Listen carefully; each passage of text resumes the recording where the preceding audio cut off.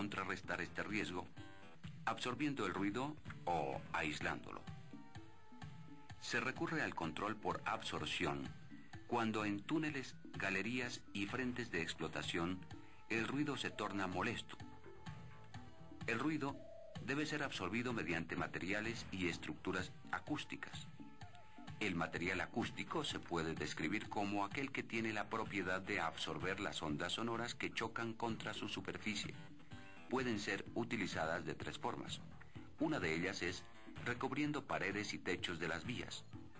Otra es con unidades suspendidas individuales para reducir la transmisión del ruido a lo largo de las labores subterráneas. Por último, podemos utilizarla como revestimiento de barreras y cerramientos que se utilizan para confinar el ruido. Se debe tener en cuenta que ninguna superficie es un reflector perfecto del sonido, pero si ésta es porosa, entonces tiene una mejor propiedad de absorber. El control por aislamiento se realiza por medio de un encerramiento de una fuente sonora, como ventiladores y trituradoras. Se logra confinar el sonido entre la fuente y la pared interna del encerramiento. Entre más pequeño y cercano a la fuente se encuentre el encerramiento, este sistema de control se hace más efectivo, más sencillo de aplicar y menos costoso. Se recomienda que todo encerramiento sea hermético y que sus soportes estén distantes de la fuente para evitar vibraciones.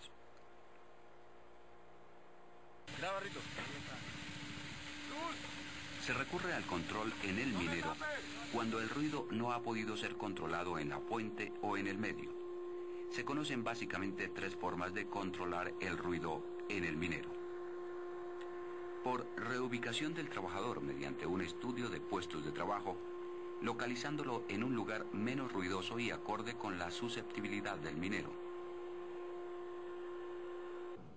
Otra forma es recortando el tiempo de exposición por jornada si se justifica. Por último, se recurre al uso de elementos de protección personal auditiva, cuya función básica es reducir los niveles de ruido que llegan al oído interno. De estos protectores existen varias clases.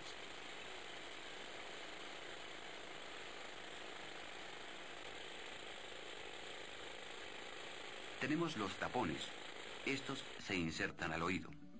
Son de tamaño discreto y presentan una gran comodidad, ya que no interfieren con aquellos elementos que pudieran cubrir la cabeza, como caretas, gafas y otros.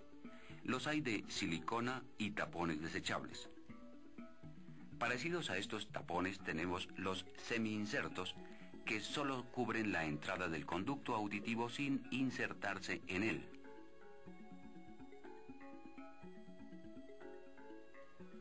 Otro tipo de protector son las orejeras y casco, el cual cubre totalmente el pabellón del oído, presentando beneficios en la recepción del ruido por la vía ósea. Es incómodo cuando se requiere tener otra protección en la cabeza.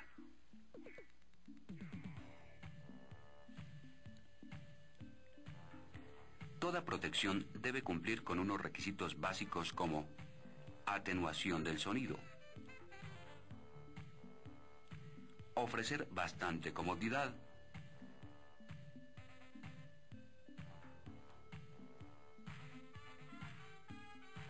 ausencia de efectos negativos para la piel y órganos del sistema auditivo, ser de fácil manejo para darles un uso adecuado e higiénico.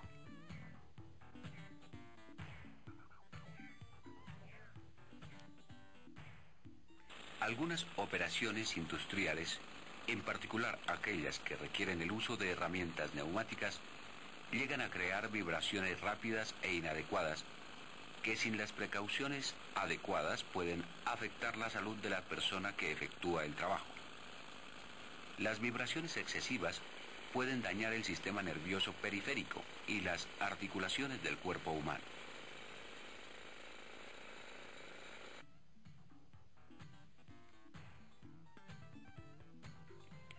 La vibración no se debe confundir con el ruido asociado con el uso de herramientas neumáticas.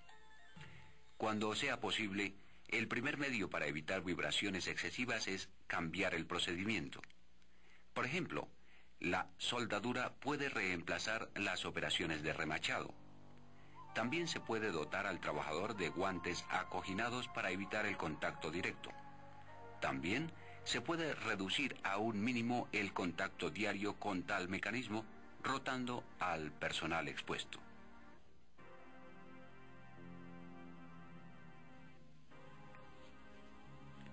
En los últimos 20 años, se han adelantado muchas investigaciones para estimar con más precisión la cantidad de destrucción o daño causado por las vibraciones sobre las edificaciones o propiedades del vecindario a las voladuras.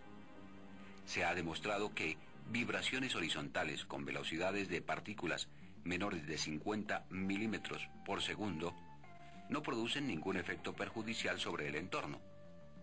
Este valor se ha tomado como límite permisible para definir las zonas de daño.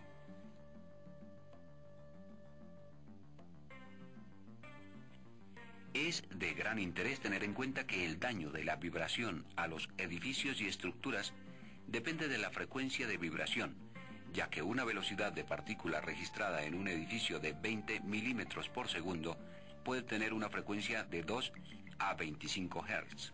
Dependiendo del tipo de estructura, y la parte más peligrosa se presenta cuando la frecuencia de una vibración coincide con la frecuencia natural del edificio, caso en el cual se produce el fenómeno de resonancia con efectos multiplicadores.